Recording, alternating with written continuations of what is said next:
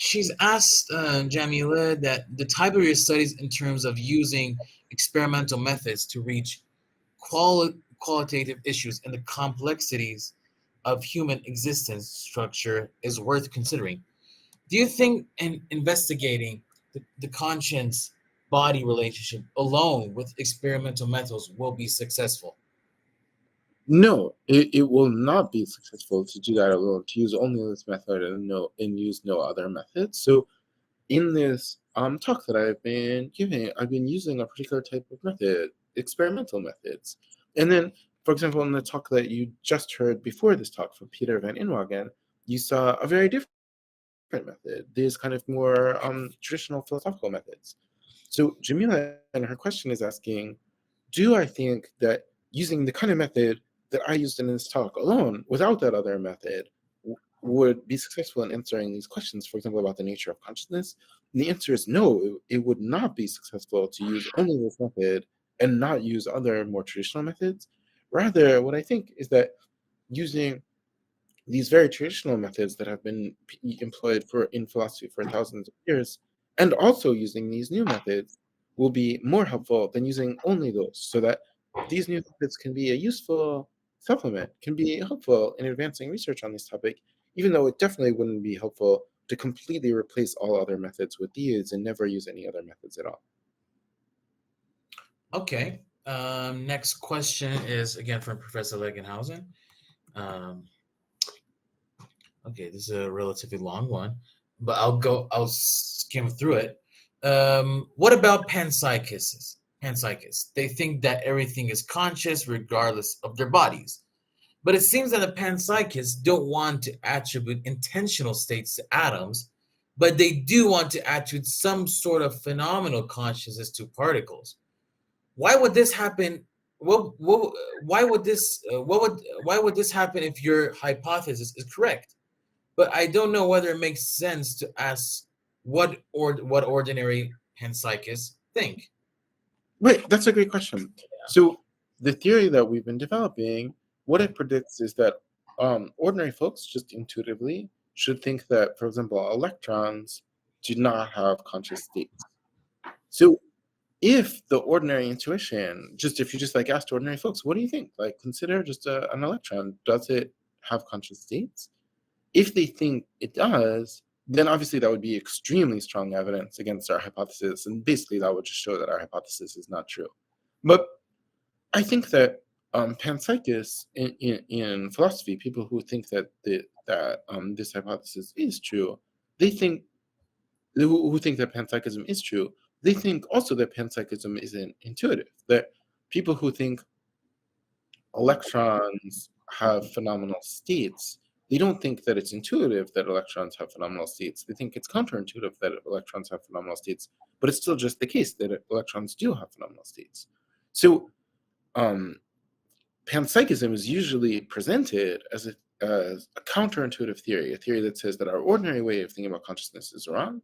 And the theory that I've been developing here is a theory about what our ordinary way of thinking about consciousness is. And it's hopefully would correctly predict what people find intuitive. And if what people find intuitive is incorrect, then we should still be developing a theory that correctly understands what people do find intuitive. Okay.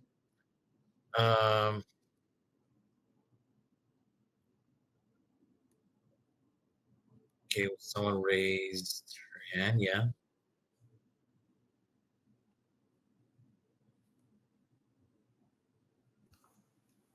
Thank you. Thank you so much. That was a really interesting topic, and you presented it really well. And I'm just wondering, because I think philosophers usually start from their intuitions and then reason. So I think it's very important. Your research kind of connects philosophy to psychology, because it looks for the underlying intuitions that guide philosophical reasoning in a sense. So, for example, a panpsychist, why would they imagine everything to have consciousness?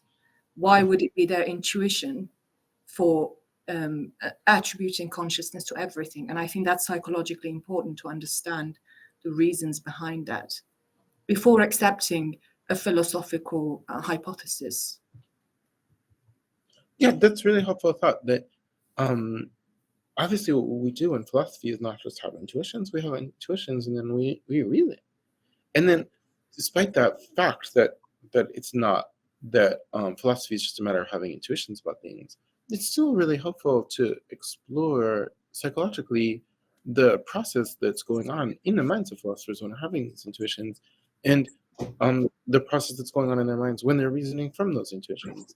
And then this can't replace the existing methods of philosophy, but it could be a helpful further thing that's giving us some additional insight that really helps us make advances on these problems. Thank you so much for your comment. Yes, absolutely. Thank you. Thank you very much. That was really interesting.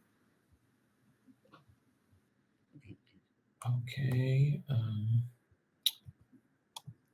Do we have any more questions?